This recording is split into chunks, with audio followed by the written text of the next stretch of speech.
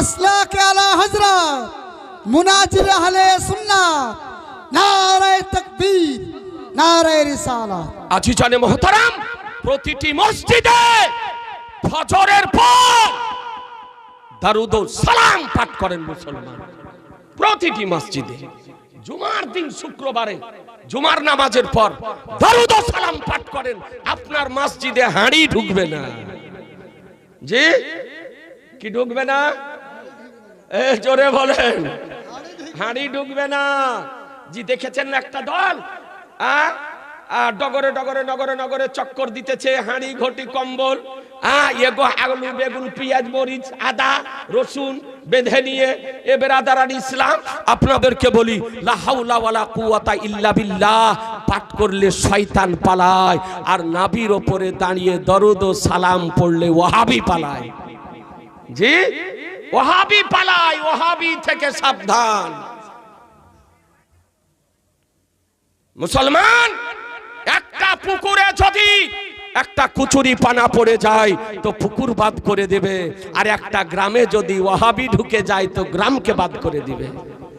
এই জন্য খুব সাবধান, যেন কোনো গ্রামে ওয়াহাবি যেন জন্ম না নেয়।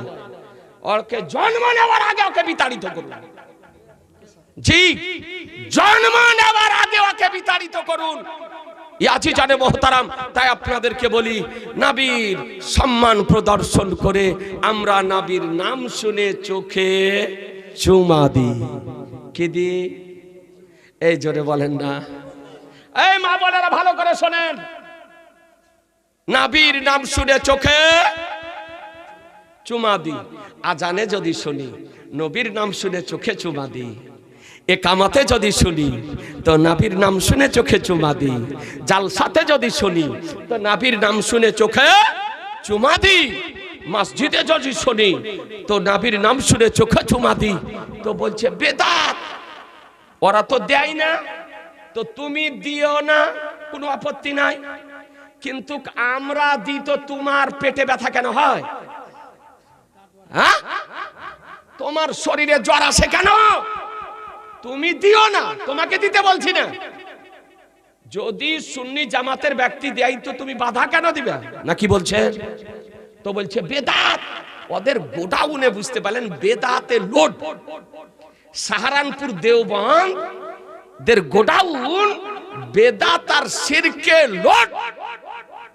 ব্যয় করার জায়গা পায় না, সুন্নি জামাতের উপরে অপব্যবহার করে। এ বেরাদারান ইসলাম বলছে বেদাত, চোখে চুমা দেওয়া বেদাত। ওরা দেয় না, ওদের দেশে দেয় না, ওদের মৌলবীরা দেয় না, তা আমরা কিছু বলি না। তোমরা দিও না, কিন্তু আমরা দিই, তোদের পেটে ব্যথা হয়। তার বিরুদ্ধে বিপক্ষে কথা বলে এ বেরাদার কেতাবে আছে না নাই? বলবো চোখে চুমা দেওয়া কেতাবে আছে না নাই? এই বলবো। আচ্ছা, একটু হাত চড়া বলেন দেখি। এ বেরাদারান ইসলাম, আজিজানে মোহতারাম, বেশি নয় দুই একটা আপনাকে হাদিস শরীফ শুনিয়ে দিই। এরা হাদিস খুঁজে পায় না বেরাদার। শুনুন হাদিস শরীফ, হাদিস খুঁজে পায় না।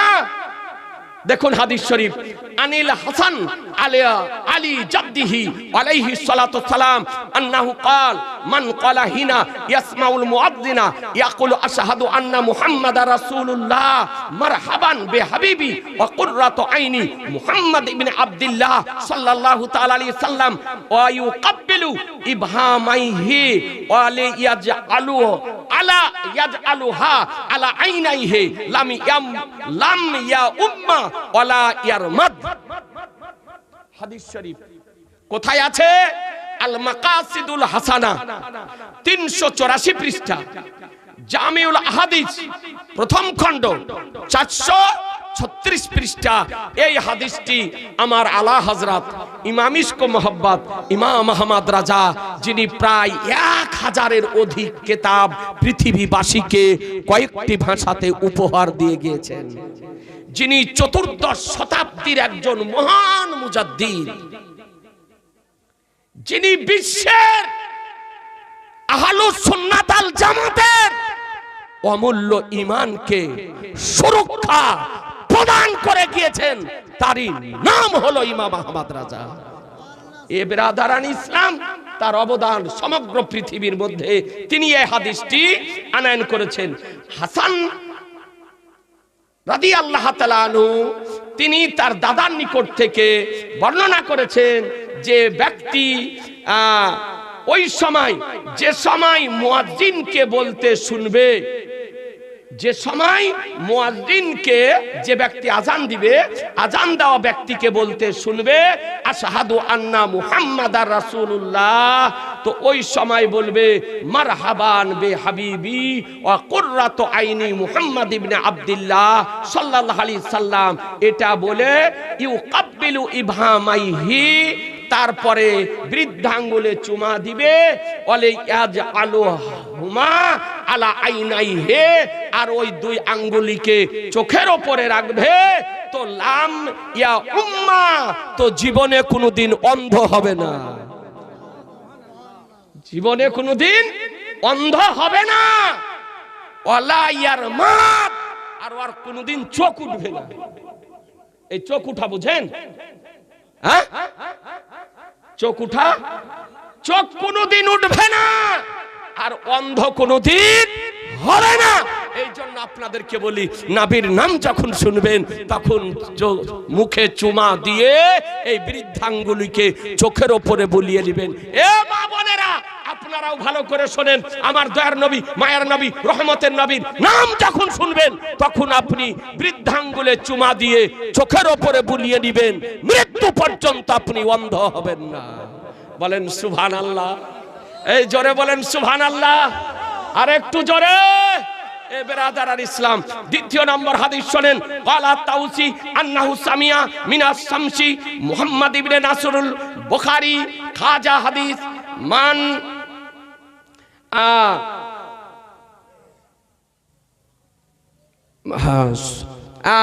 মান কাব্বালা ইনদা সিমাইহি, মান কাব্বালা ইনদা সিমাইহি মিনাল মুয়াজ্জিনি কালিমাতা শাহাদাতে জুফারাই ইবহামাইহি মাসসাহুমা আলা আইনাইহি ওয়া ক্বালা ইনদাল মাসসি আল্লাহুম্মা হাফাজ হাদাকাতাই ওয়া নাব্বিরহুমা বিবারকাতি হাদাকাতাই মুহাম্মাদি রাসূলিল্লাহ সাল্লাল্লাহু তাআলা আলাইহি সাল্লাম ওয়া নাব্বিরহুমা লাম ইয়া উম্মা। এই হাদিসটি কোথায় আছে? এই মাকাসিদুল হাসানাতের মধ্যে, হাসানার মধ্যে বর্ণিত হয়েছে। আর এই হাদিসটি আমার আলা হযরত আনয়ন করেছেন, যা জামিউল হাদিসের 436 পেজে বর্ণিত হয়েছে। হযরত তাউস রাদিয়াল্লাহু তাআলা আনহু তিনি বর্ণনা করেন যে শামসুদ্দিন মুহাম্মদ ইবনে নাসরুল বুখারী তিনি তার হাদিস থেকে বর্ণনা করেছেন যে যখন যে ব্যক্তি মুয়াজ্জিনের দ্বারা কালেমায়ে শাহাদাত শ্রবণ করার পর, শ্রবণ করার সময় বৃদ্ধা আঙ্গুলির নখে চুমা দিয়ে দুই চোখের উপরে আপনার বুলিয়ে নিবে, তো বলেন ওয়াকালা ইনদাল মাসসি, আর চুমা দেওয়ার সময় আপনার বলবে আল্লাহুম্মা হাফাজ হাদাকাতাই ওয়া নাব্বিরহুমা বিবারকাতি হাদাকাতাই মুহাম্মাদি রাসূলিল্লাহ সাল্লাল্লাহু আলাইহি সাল্লাম ওয়া নাব্বিরহুমা লাম ইয়া উম্মা। তো কি হবে? তার চোখের জ্যোতি বৃদ্ধি হবে এবং জীবনে কোনোদিন অন্ধ হবে না, জীবনে কোনোদিন অন্ধ হবে না। এ বেরাদার, তাহলে দুটো হাদিস পাওয়া গেল নবীর নাম শুনে চোখে চুমা দেওয়া সম্পর্কে। ইয়া আজিজানে মোহতারাম, আর একটা হাদিস শুনেলেন নবীর নাম শুনে চোখে চুমা দেওয়া, এরা দেখতে পায় না। আন আবি বকরিন সিদ্দিক রাদিয়াল্লাহু তাআলা আনহু আন্নাহু লাম্মা সামিয়া কাউলাল মুয়াজ্জিন আশহাদু আন্না মুহাম্মাদার রাসূলুল্লাহ ক্বালা হাদা আই আশহাদু আন্না মুহাম্মাদান আবদুহু ওয়া রাসূলুহু রাদিতু বিল্লাহি রাব্বান ওয়া বিল ইসলাম দীনান ওয়া বি মুহাম্মাদিন সাল্লাল্লাহু আলাইহি সাল্লাম নাবিয়্যান ওয়া কাব্বালা বাতিনা উনমিলাতাই সাবাবাতাইনে ওয়া মাসাহা আইনাইহি ফাকালা রাসূলুল্লাহ সাল্লাল্লাহু আলাইহি সাল্লাম মান ফাআলা মিসলা মা ফাআলা খলিলি ফাকাদ হাল্লাত আলাইহি শাফাতি। একবার সুবহানাল্লাহ বলেন। জোরে বলেন সুবহানাল্লাহ।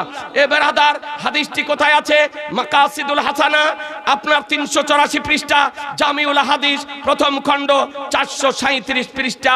আবু বকর সিদ্দিক রাদিয়াল্লাহু তাআলা আনহু বর্ণিত, তিনি বলেন যে মুয়াজ্জিনের কাউল আশহাদু আন্না মুহাম্মাদার রাসূলুল্লাহ যখন শ্রবণ করবে এবং বলবে এই আশহাদু আন্না মুহাম্মাদান আবদুহু ওয়া রাসূলুহু রাদিতু বিল্লাহি রাব্বান ওয়া বিল ইসলামি দীনান ওয়া বি মুহাম্মাদিন সাল্লাল্লাহু আলাইহি সাল্লাম নবিয়ান। এই বলার পর এই বৃদ্ধা আঙ্গুলি এবং শাহাদাত আঙ্গুলির নখে চুমা দিয়ে চোখে আপনার বুসা দিয়ে বুলিয়ে নিবে, আও মাসা আইনাহু আইনাইহে, এবং চোখের উপরে মাসা করে নিবে।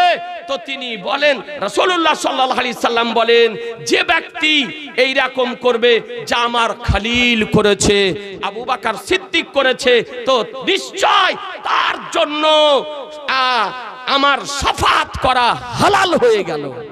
অর্থাৎ নবীর নাম শুনে যে ব্যক্তি চোখে চুমা দিবে, আমার রাসূলুল্লাহ মাহশারের দিন তার জন্য সুপারিশ করবেন মুসলমান।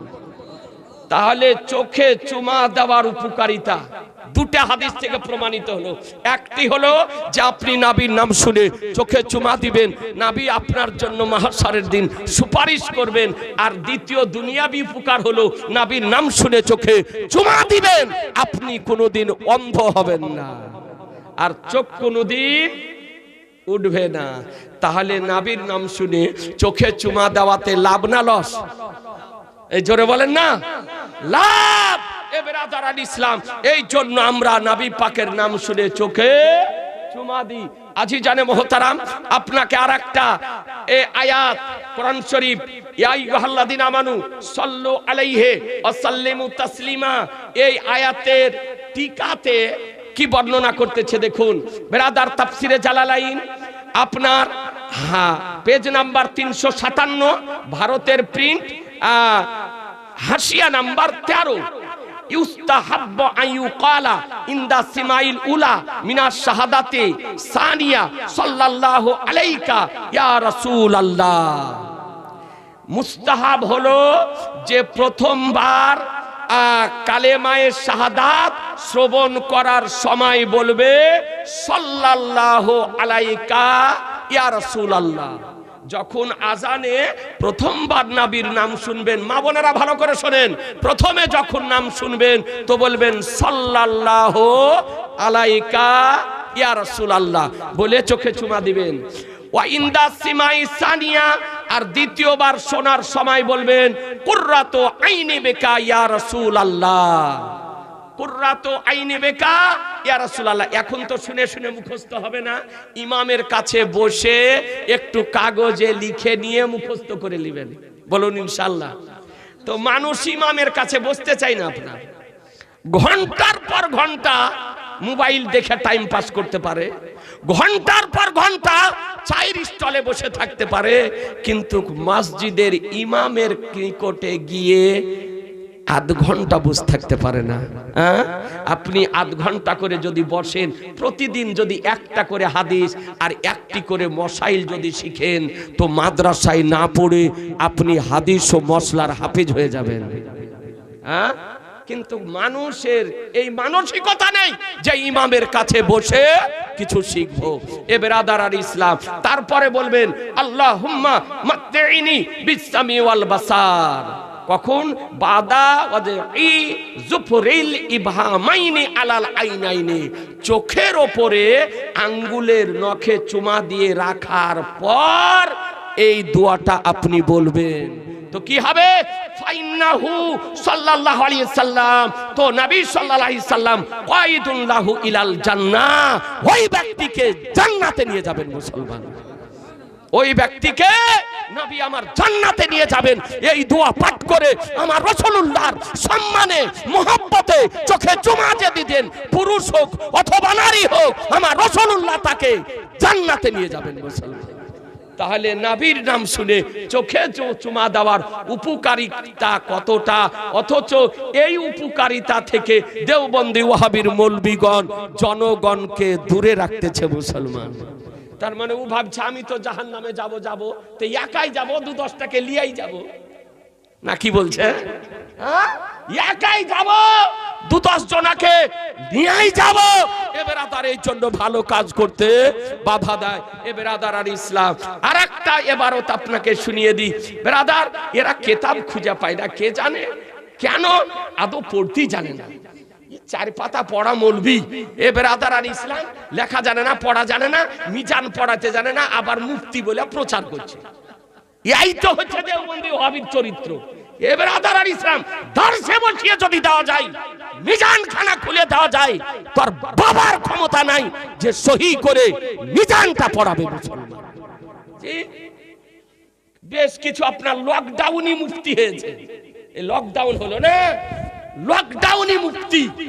জি, লেখা নাই পড়া নাই, আপনার মুফতি কথা মানুষ মনে করছে যে মুফতি, আর ওরই কথা শুনে লিছে গো। হ্যাঁ, একে কোরআন থেকে হাদিস থেকে দলিল থেকে প্রমাণ দেওয়ার পর ই আপনার মানে না, আর আপনার ও যা বলছে তাই মেনে নিতেছে। এ বেরাদার, চোখে চুমা দিতে যদি কোনো ব্যক্তি, কোনো মৌলবি, কোনো মুফতি যদি বাধা দেয়, তার কথা শুনবেন। এই জোরে বলেন না, শুনবেন, তার দলে যাবেন, তাকে জালসার জন্য ডাকবেন, তার পিছনে নামাজ পড়বেন। জিনা মুসলমান, দুঃখের বিষয় সুন্নি মানুষের মধ্যে আমাদের ভেজাল গো। পিওর সুন্নি সবই করে, আবার জালসাতে বক্তা ডাকছে তো ভেজালে বক্তা, আনারি বক্তা, আনাংলা বক্তা, ওই ফুরফুরাপন্থী বক্তা, ওয়াহাবি বক্তা, দেওবন্দি বক্তা। বলুন মুসলমান, আমরা সুন্নি জামাতের ব্যক্তি, তাদেরকে জালসাতে ডাকা যাবে? এই জোরে বলেন না, যাবে না। অথচ পাবলিক এত অবুঝ। হ্যাঁ, আমরাকে দেওবন্দি যদি ফোন করে, ফুরফুরাওয়ালারা যদি ফোন করে, তো আমরা বলি ভাই আমরা সুন্নি ব্যক্তি, আপনাদের জালসাতে আমরা যাব না। কারণ গেলেই ঝঞ্ঝট বাঁধবে, গন্ডগোল হবে, আপনাদের মৌলবি আপনারা জালসা করেন।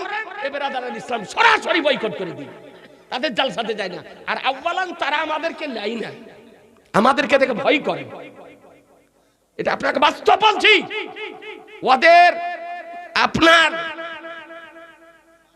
কলিজাতে ভয় আছে, জানে যে সুন্নি বক্তাদের মুফতিদেরকে যদি ডাকা যায় তো গাছ ফাড়া করে ফেড়ে ফেলবে, ওকে গাছ ফাড়া করে ফাড়বে, মহেন্দ্র ট্রাক্টর চালিয়ে দিবে। এই জন্য আমাদেরকে ডাকেন। আর আমাদের সুন্নি মানুষ, সরল মানুষ, ওই দেওবন্দি ওয়াহাবি ফুরফুরা সব কেটে আপনার জালসা করে নিচ্ছে। হ্যাঁ, ব্রাদার আর ইসলাম, তাই আপনাদেরকে বলি, অনুরোধ করে বলি ভাই, বক্তা আনার আগে যাচাই করবেন যে নবীর পক্ষের বক্তা না নবীর বিপক্ষের বক্তা, সুন্নি সহি আকীদার বক্তা না আপনার বদমযহাবের ব্যক্তি।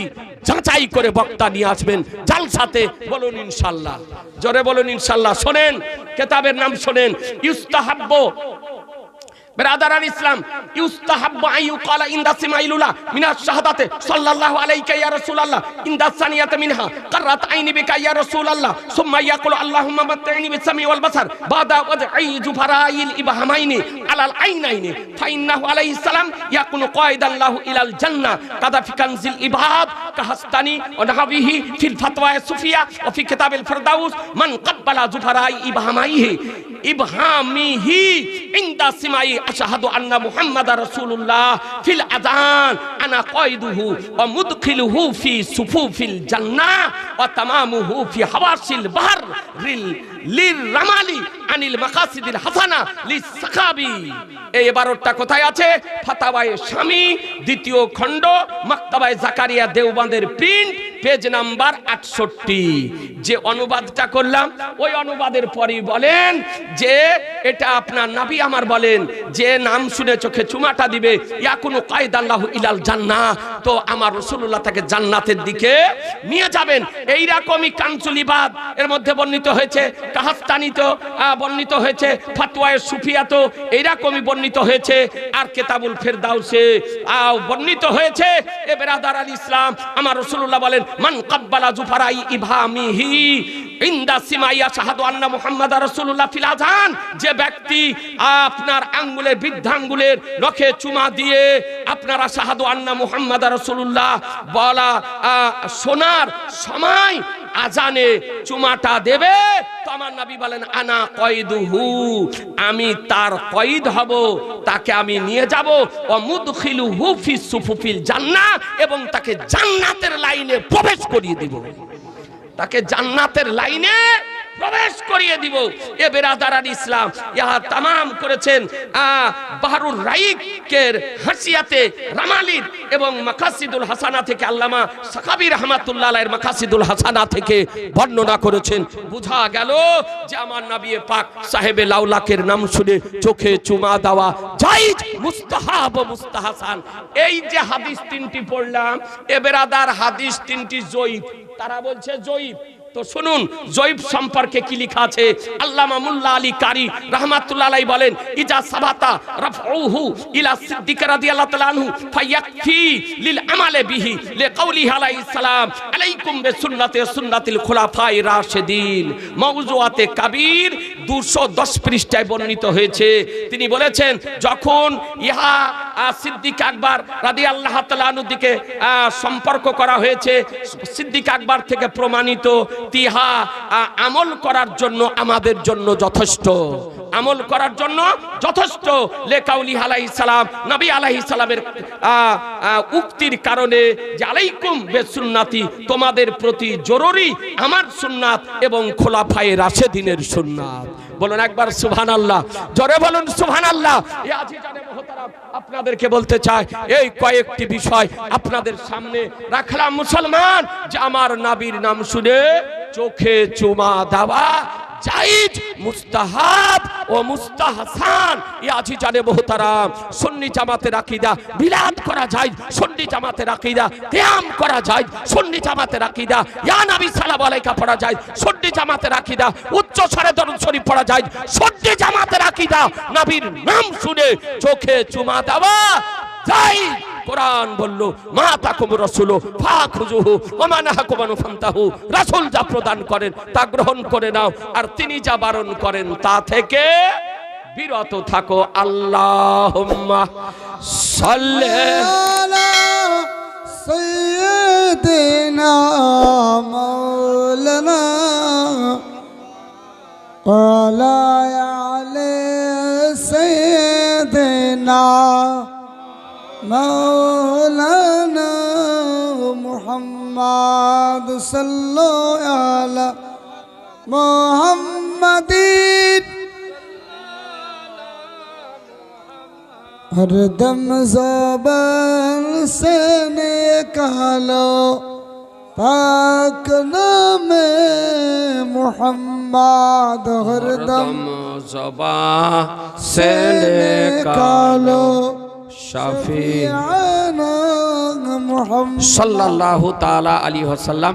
ব্রাদারান ইসলাম, রাত্রি 12টা হয়ে গিয়েছে, আপনারা কষ্ট করছেন, আবার সকালে ফজরের নামাজ পড়তে হবে। জালসা শুনলেন, আর জালসা শুনে যদি ফজরের নামাজ ঘুমে যদি কাটান, তো জালসা শোনা বাদ। জালসা শুনে যা নেকি হলো, তার শত শত গুণ আপনার গুনাহ হয়ে যাবে যদি ফজরের নামাজ ঘুমিয়ে যদি কাটান। সুতরাং জালসা শুনলেন, আর ফজরে উঠে ফজরের নামাজ আপনাকে পড়তে হবে। মৌলবি হোক আর মাওলানা হোক আর ইমাম হোক আর পাবলিক হোক, কথা বুঝতে পারলেন? মৌলবির জন্য মাপ নাই, আর বক্তার জন্য মাপ নাই। কেউ ঘুমিয়ে যদি থাকে, নামাজের সময় হয়ে যায়, তখন উঠিয়ে দেন,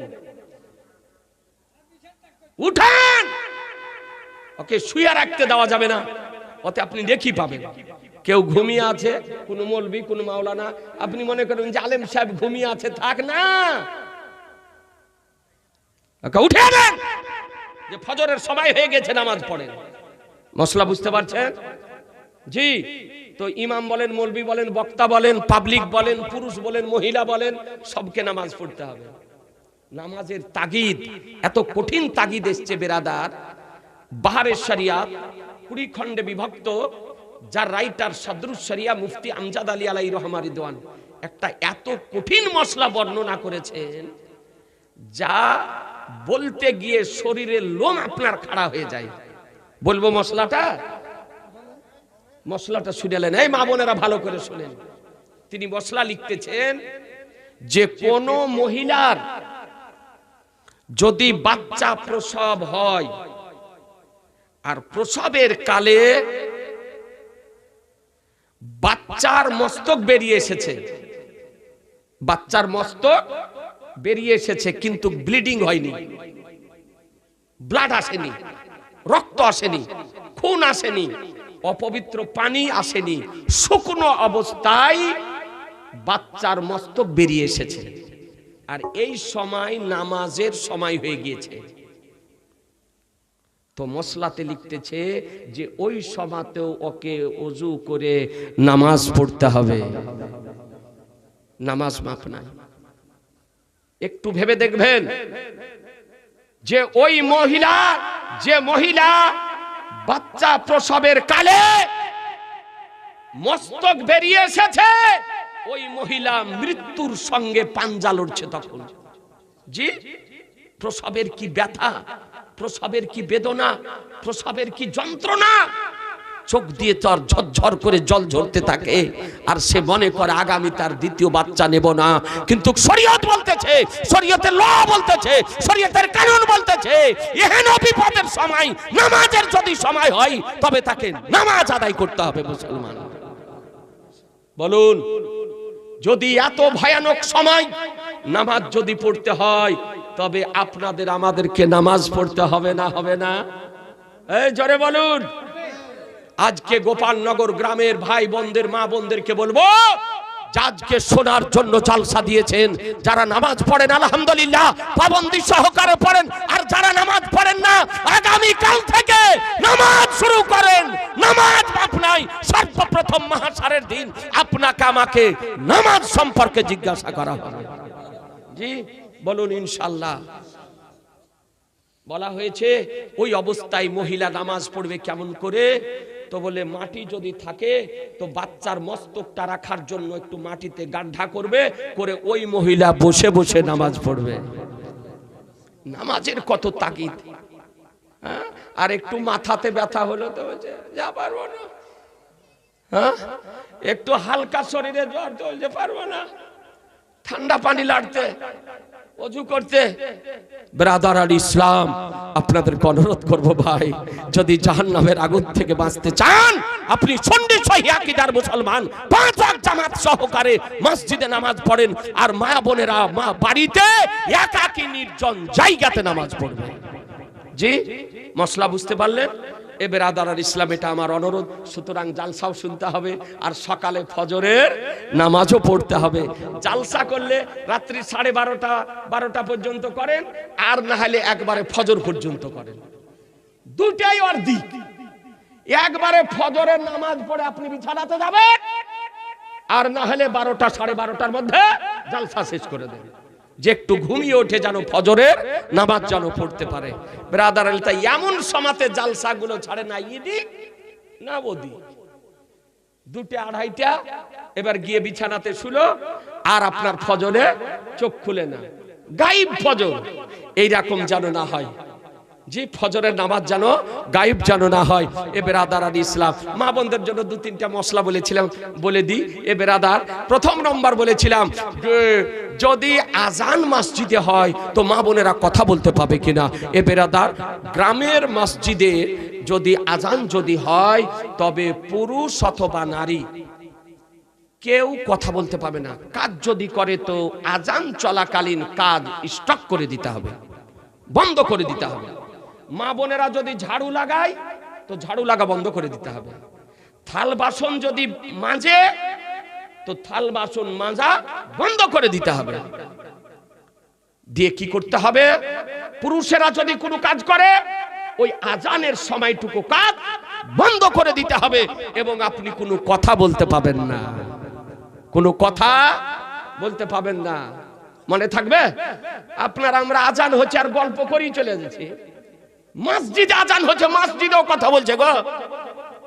এত জালসা শোনার পর সংশোধন হয় না? মানুষ মশলা শোনে না, মশলা জানে না। আর আজকাল আপনার মশলা বসাইল তো বলারই আপনার সময় নয়। আপনার এমন বক্তা লিয়ে আসলো যে না তার গজাল গাইতে গাইতে আপনার 12টা 1টা বাজিয়ে দিল, আর 12টাতে একটা মুফতিকে লিয়ে আসলো, তখন 10টা না হলে 20টা মানুষ। এই তো হচ্ছে অবস্থা। আপনাদেরকে বলবো যে কথা বলতে পাবেন না, কাজ করতে পাবেন না, ওই আজানের সময় একদম চুপচাপ সব বন্ধ করে দেন, আর মসজিদের আজান শোনেন আর আজানের উত্তর দেন, আজানের উত্তর দেন। আর যখন নবীর নাম উচ্চারণ করবে তো প্রথমবার শোনার পর বলবেন সাল্লাল্লাহু আলাইকা ইয়া রাসূলুল্লাহ। দ্বিতীয়বার শুনে চোখে চুমা দিয়ে বলবেন কুররাতু আইনি বিকা ইয়া রাসূলুল্লাহ আল্লাহুম্মা মাত্তিনি বিসামি ওয়াল বাসার। তারপরে আজান শেষ হবে, আজানের উত্তর দিবেন। আজানের শেষ হওয়ার পর নবীর উপরে দারুদ ও সালাম পড়বেন। দারুদ ও সালাম পড়ে ওসিলার দোয়াটা করবেন, যেটা বুখারী শরীফে বর্ণিত হয়েছে। হাত উঠিয়ে দোয়া করবেন আল্লাহুম্মা রাব্বা হাযিহি দাওয়াতি তাম্মাতি ওয়াস সালাতিল কায়িমা। এই যে দোয়াটা আছে না, এই দোয়াটা করবেন। দিয়ে শেষে বিহাক্কে লা ইলাহা ইল্লাল্লাহু মুহাম্মাদুর রাসূলুল্লাহ বলে চেহারার উপরে বলিয়ে নেবেন। এ বেরাদার ইসলাম, তারপরে আপনি কাজ করতে পারেন, তারপরে মা বোনেরা ঝাড়ু দিতে পারে, তারপরে আপনার বাসনপত্র মাজতে পারে, আর তারপরে বাড়িতে নির্জন জায়গাতে মা বোনেরা নামাজ পড়বে, আর আপনারা ওযু করে মসজিদে গিয়ে জামাত সহকারে নামাজ পড়ে এসে আবার কাজ করবেন। বলুন ইনশাল্লাহ। এই জোরে বলুন না ইনশাল্লাহ। মশলা বুঝা গেল যে আজান চলার সময় পুরুষেরাও কাজ করতে পাবে না, কথা বলতে পাবে না, আর মহিলারাও কথা বলতে পাবে না, মহিলারাও কাজ করতে পাবে না। মা বোনেরা ভালো করে শুনে যান, আঁচলে বেঁধে নিয়ে যান। বহু মহিলাকে দেখছে দিকে আজান হচ্ছে আর ঝগড়ার জোর কত গো। আরে বাবা রে বাবা, রুখ দিয়ে বললে রোখে না।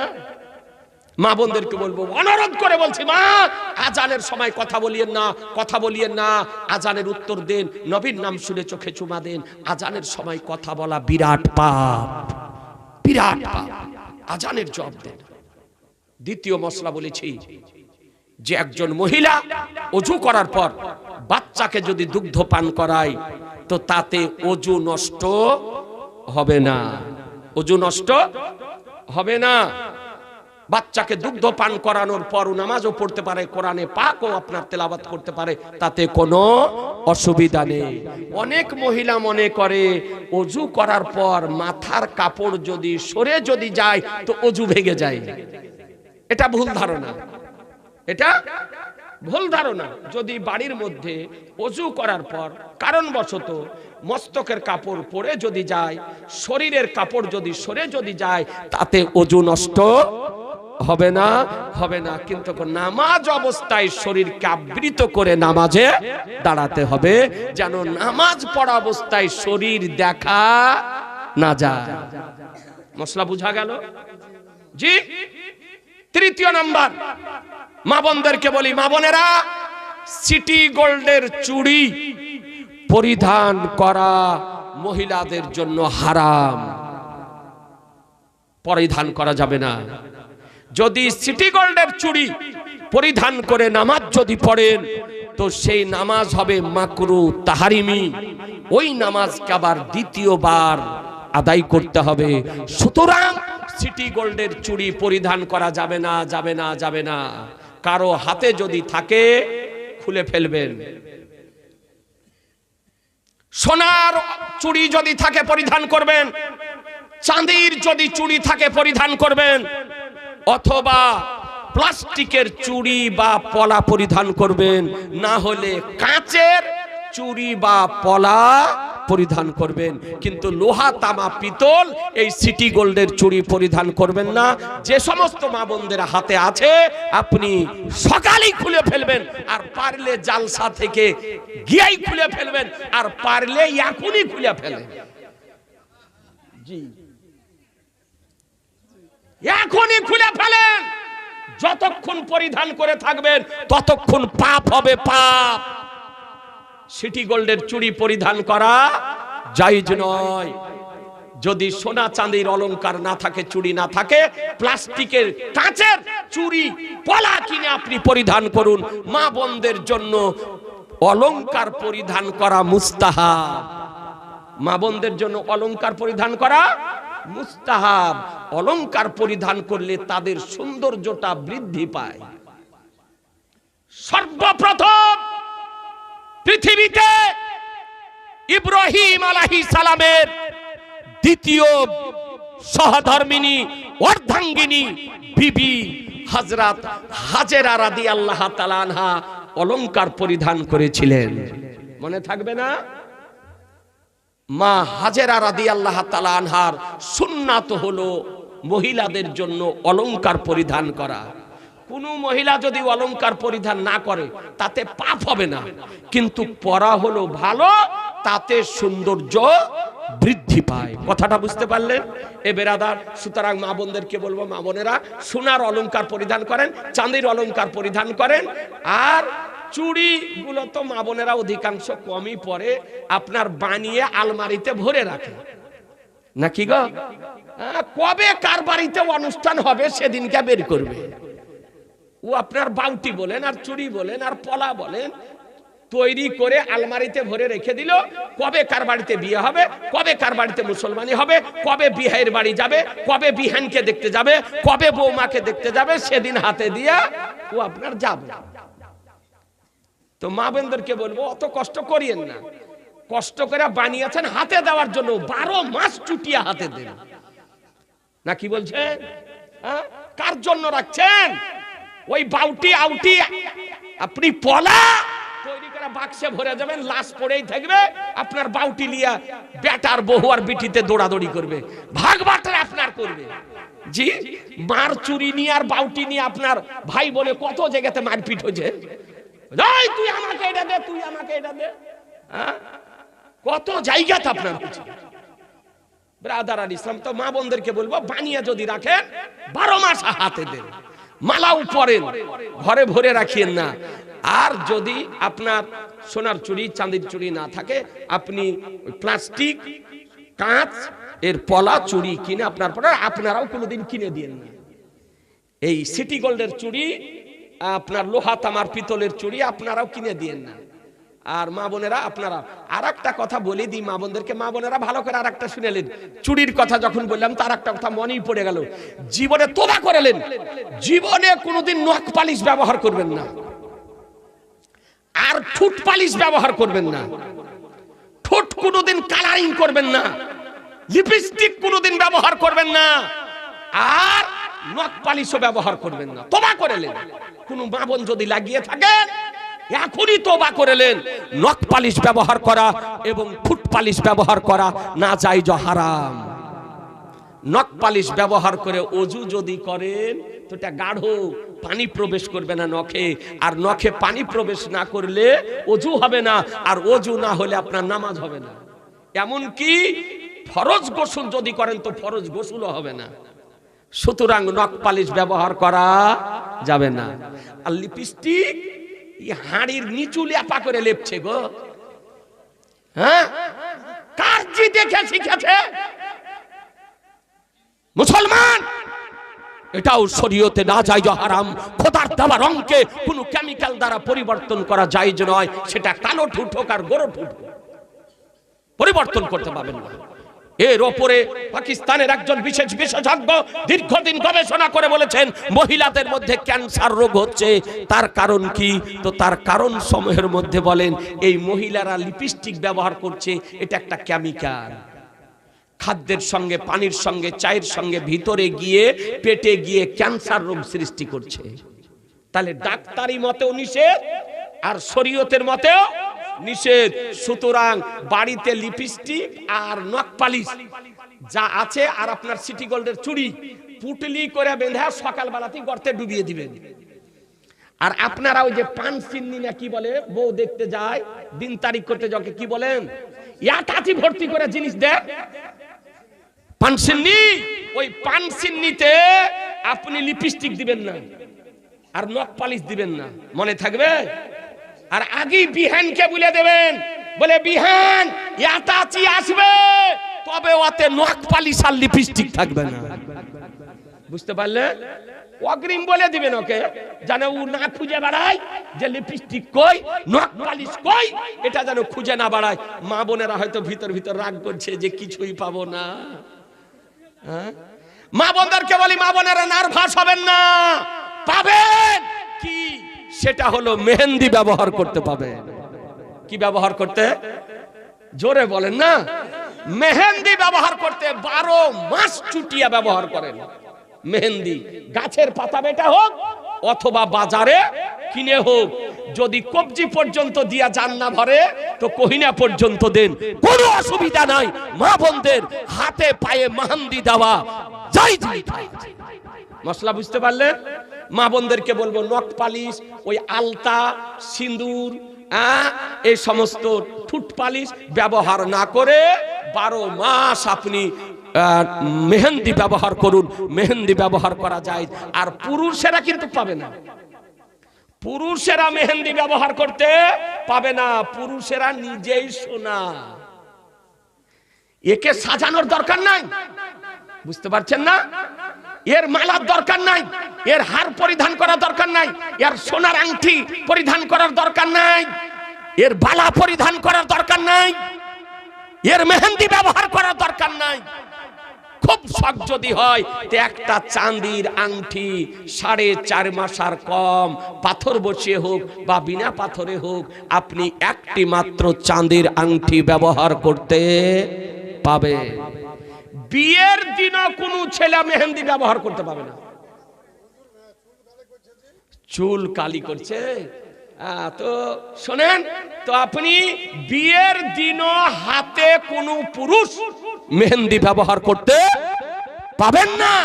পুরুষের জন্য মেহেন্দি ব্যবহার করা জায়েজ নাই, মা বোনদের জন্য জায়েজ। হ্যাঁ, চুল কালো করা হারাম, চুল কালো করা হারাম। গডরেজ, কালামান্দি, সুপার ভাসমাল, যে কোনো কেমিক্যাল দ্বারা সাদা চুলকে কালো করা হারাম। কালো করতে পাবেন না। যদি সাদা হয়ে যায় তো চুলে দাড়িতে মেহেন্দি করে। কি কালার? মেহেন্দি কালার করেন। চুলে দাড়িতে যে মেহেন্দি কালার সেটা আপনি করেন, পাতা বেটে দেন অথবা বাজারে কিনে চুলে দাড়িতে দেন, এটা দেওয়া জায়েজ, বরং মুস্তাহাব। কিন্তু কালো করতে পাবেন না, পাবেন না, পাবেন না। তওবা করলেন কোন ভাই যদি কালো করে থাকেন। এ বেরাদারান ইসলাম, আর শেষ মশলা বলেছিলাম, হাতের কবজিতে তেরঙ্গা ধাগা বাঁধা যাবে কিনা শুনে রাখুন। হাতের কবজিতে তেরঙ্গা ধাগা বাঁধা না জায়েজ, হারাম। এ বেরাদার, এটা হিন্দুয়ানি প্রথা। হিন্দুদের ঠাকুরেরা ওদের আপনার লোকের হাতে ওই আপনার বেঁধে দেয়। ওই দেখা দেখি মুসলমানের যুবকেরাও শিখে নিয়েছে তেরঙ্গা ধাগা বাঁধা। সেটা পাথর চাপড়ির হোক, আজমির শরীফের হোক, বাগদাদ শরীফের হোক, মদিনা শরীফের হোক, মক্কা শরীফের হোক, যেখানকারই হোক, হাতের কবজিতে তেরঙ্গা ধাগা বাঁধা যাবে না, যাবে না, যাবে না। শরীয়তে হারাম লেখা আছে। যতক্ষণ বেঁধে রাখবেন ততক্ষণ পাপ হবে মুসলমান। সুতরাং হাতের কবজিতে বালা পরাও যাবে না, আর তেরঙ্গা ধাগাও বাঁধা যাবে না। তবে তাবিজ বাঁধার জন্য ধাগা ব্যবহার করতে পারেন, ওটা জায়েজ। বুঝতে পারলেন? তাবিজ আটকানোর জন্য গলাতে বা হাতে কালো ধাগা আপনি ব্যবহার করতে পারেন, তাতে কোনো আপনার ক্ষতি নয়। কিন্তু হাতের কবজিতে কেবলমাত্র ধাগা বাঁধা যাবে না। যাই হোক ব্রাদারান ইসলাম, কাগজখানিতে একটা মশলা লিখেছে।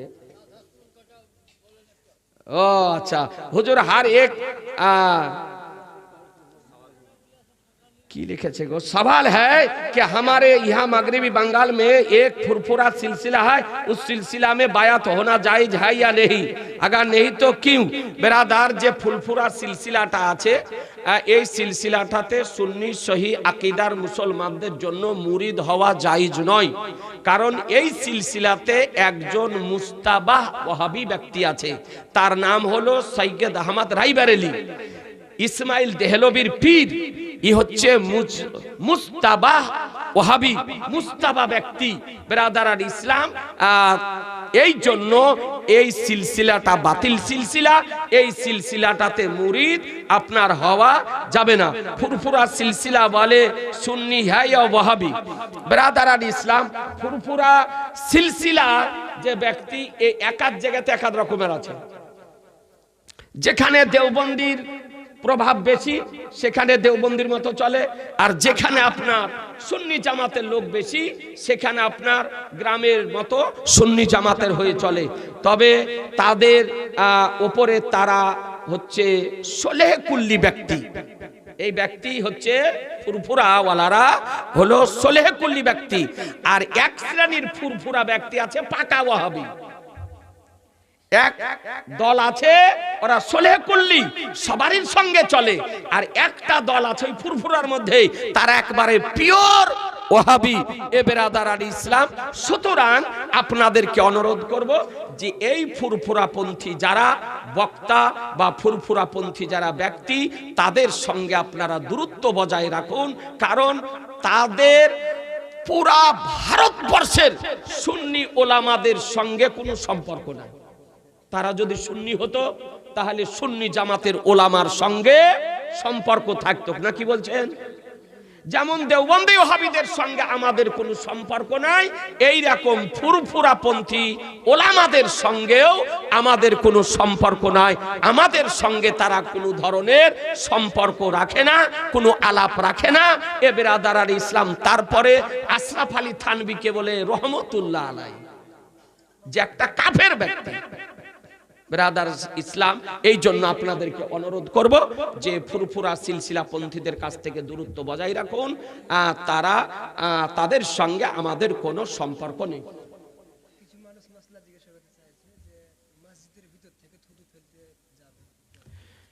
মসজিদের ভিতর থেকে থুতু ফেলা যাবে যদি জানালা থাকে বা ছিদ্র থাকে, প্রয়োজন যদি হয় আপনি থুতু ফেলতে পারেন, তাতে কোনো অসুবিধা। তাই বলে মসজিদে ফেলতে পারবেন না, মসজিদে ফেলতে পারেন, জানালার ধারে গিয়ে জানালাতে মুখ দিয়ে বাইরে থুতু ফেলতে পারেন।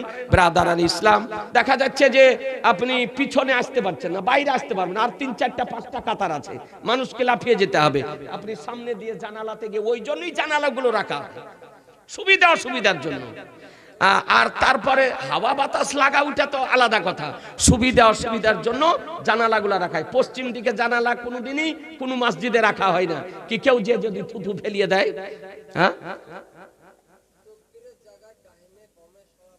হ্যাঁ, তাকবীর যখন দিবেন তখনও ডানে বামে আপনি মুখ করবেন। যেমন আজানের সময় আপনার ডানে বামে যেমন মুখ করা হয়, ওই রকম তাকবীর বলার সময় তো ডানে বামে আপনি মুখ করবেন। এটা মুস্তাহাব, যদি না করেন তবু হবে, কিন্তু করাটা হলো মুস্তাহাব। যাই হোক ব্রাদার আর ইসলাম ভাই, এই যে 3 তালা চুল কাটা উঠেছে, এই চুল কাটা জায়েজ নয়, জায়েজ নয়, জায়েজ নয়।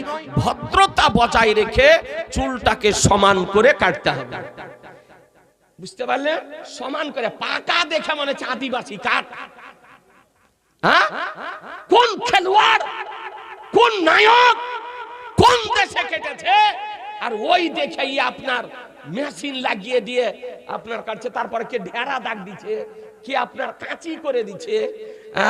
আগে আপনার নাপিতের কাছে ছেলেরা চুল কাটতে গিয়ে ছোট বড় হয়ে গেলে আপাকে নাপিতকে মেরে খুন করে গো।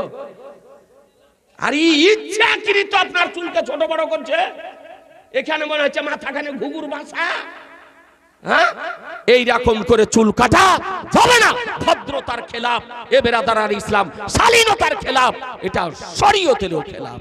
সুতরাং সমান করে আপনাকে চুলটা কাটতে হবে। এ বেরাদার আর ইসলাম, যাই হোক মহিলাদের চুল কাটা হারাম।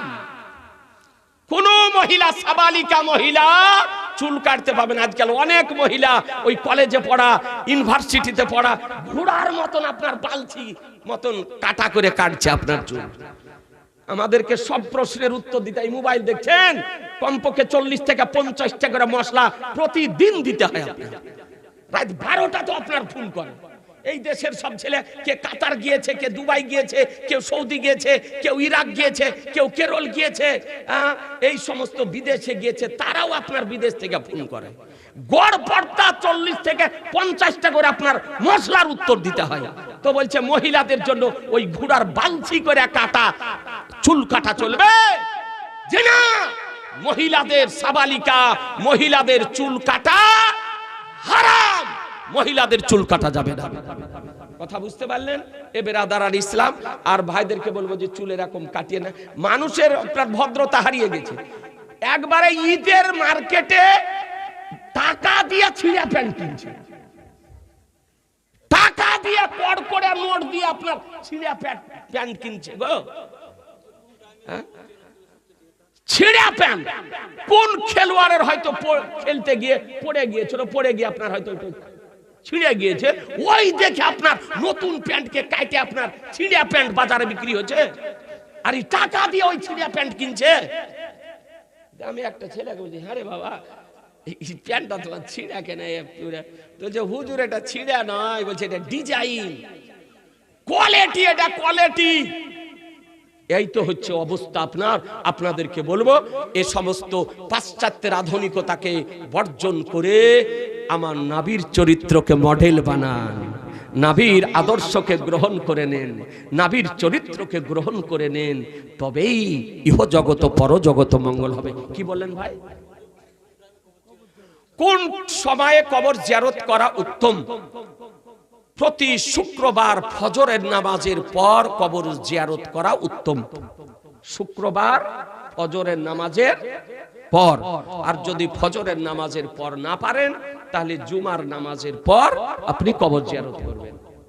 পিতার কবর, মায়ের কবর, মুসলমানের কবর আপনি জিয়ারত করবেন। উত্তম হলো শুক্রবার ফজরের নামাজ পড়লেন, পড়ে সোজা কবরস্থান চলে গিয়ে জিয়ারত করে চলে আসলেন।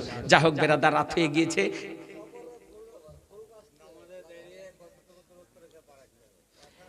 জি না, দুই পায়ের মধ্যে 4 আঙ্গুলের দূরত্ব রাখতে হবে। আর যদি শরীর মোটা যদি হয়, শরীরের ভারসাম্য ঠিক রাখতে না পারেন, আমার আলা হযরত ইমাম ইশক মোহাব্বত ফতোয়া রাজাবিয়ার 3য় খণ্ডে এই মশলাটি বর্ণনা করেছেন 51 পৃষ্ঠাতে, যে দুই পায়ের মধ্যে 4 আঙ্গুলের ব্যবধান রাখা মাসনুন, সুন্নাত। তাতে যদি শরীর মোটা হওয়ার কারণে শরীরের ভারসাম্যকে স্থির রাখার জন্য একটু আড্ডু যদি বেশি হয়ে যায় তাতে ক্ষতি নাই, কিন্তু তার অতিরিক্ত আপনি করতে পাবেন না। কি বলছিলেন?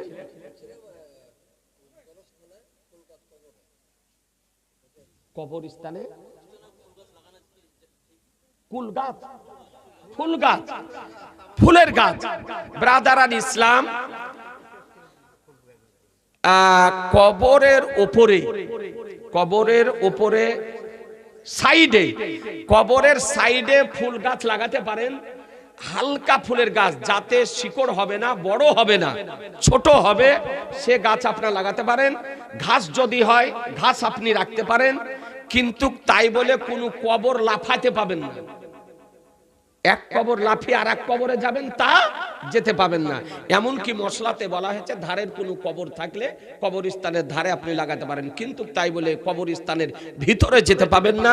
এমন পর্যন্ত মশলা হয়েছে, বলা হয়েছে কারো পিতার কবর যদি কবরস্থানের মধ্যে থাকে আর পিতার কবরের পার্শ্বে যেতে যদি 2-1টা কবর লাফাতে যদি হয়, তাহলে আপনি কবরের পার্শ্বে যাবেন না, কবরের স্থানের বাহির থেকে দাঁড়িয়ে পিতার কবর জিয়ারত করবেন। কোনো কবর লাফানো বা কবরের উপরে পা দিয়া যাওয়া এটা শরীয়তে জায়েজ। যদি জায়গা থাকে কবরের পাশে দিয়ে, তাহলে ওখান দিয়ে আপনি যেতে পারেন। তাই বলে কবর লাফিয়ে যদি যেতে হয় তাহলে যাবেন না, আপনি বাহির থেকে কবর জিয়ারত করবেন। আর ফাঁকা জায়গাতে ফুলের গাছ আপনি লাগাতে পারেন। বেরাদার ইসলাম, আর কবরের উপরে ঘাস যদি বেরোয় তো ওই ঘাসটাকে মারিয়েন না। ওই ঘাসটা যতক্ষণ পর্যন্ত জীবিত থাকবে ততক্ষণ পর্যন্ত আল্লাহ তাআলার তাসবিহ ও তাহলিল করবে, আর আল্লাহ তাআলার তাসবিহ ও তাহলিল করাতে ওই কবরবাসী উপকৃত হবে। তাই বলে কবরস্থানে জঙ্গল হতে দিয়েন না, কোনো গাছ হতে দিয়েন না, কবরের উপরে গাছ তৈরি করিয়ে না। আল্লাহর নবী বলেছেন জীবিত ব্যক্তি যাতে কষ্ট পায়, মৃত ব্যক্তিও তাতে কষ্ট পায়। এই জন্য কবরের উপরে গরু চড়া চলে না, ছাগল চড়া চলে না, মহিষ চড়া চলে না, কবরের উপরে বাড়ি করা চলে না, ঘর করা চলে না, পেশাবখানা করা চলে না, পায়খানা করা চলে না। কবরের উপর দিয়ে রাস্তা বের করা চলে না। যাই হোক বেরাদারান ইসলাম, এখান থেকে আমার আলোচনার সমাপ্তি ঘোষণা করছি। ওয়ামা আলাইনা ইল্লাল বালাগ। আস্তাগফিরুল্লাহ রব্বি মিন কুল্লি জামবি ওয়া আতুবু ইলাইহি লা ইলাহা ইল্লাল্লাহু।